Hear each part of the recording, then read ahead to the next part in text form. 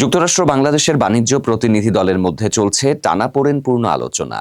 মূল আলোচ্য বিষয় হচ্ছে যুক্তরাষ্ট্র কর্তৃক আরোপিত অতিরিক্ত ৩৫% শুল্ক কমিয়ে আনার চেষ্টা।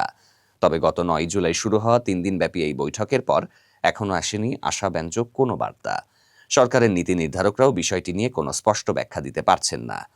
জুলাই মাস জুড়ে আলোচনার এই প্রক্রিয়া চলবে বলে জানা গেছে।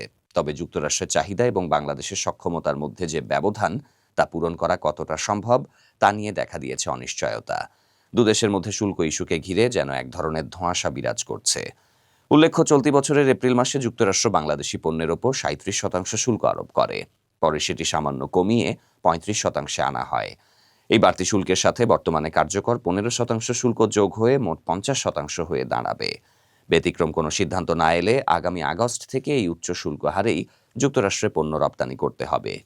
এ নিয়ে গার্মেন্টস বাইং অ্যাসোসিয়েশনের সহসভাপতি AK-এম সাইফুর রহমান জানিয়েছেন, আগস্ট থেকে বাড়তি শুল্ক কার্যকর হলে বাংলাদেশের রপ্তানি খাত ভয়াবহ ধাক্কায় পড়বে।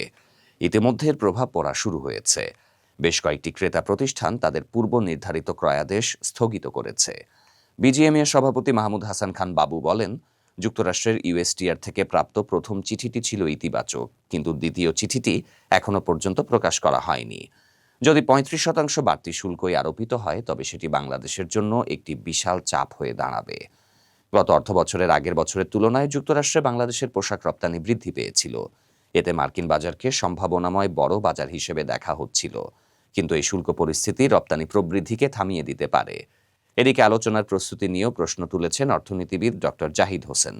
তিনি মনে করেন, যুক্তরাষ্ট্রের সাথে শুল্ক সংক্রান্ত আলোচনায় যে ধরনের বাণিজ্য বিশেষজ্ঞ এবং মার্কিন বাজারের অভিজ্ঞদের থাকা প্রয়োজন ছিল তা নিশ্চিত করা হয়নি।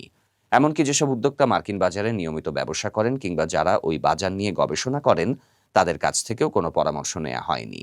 সব মিলিয়ে যুক্তরাষ্ট্রে বাংলাদেশি পণ্যের ভবিষ্যৎ নিয়ে অনিশ্চয়তা আরও ঘনীভূত হচ্ছে।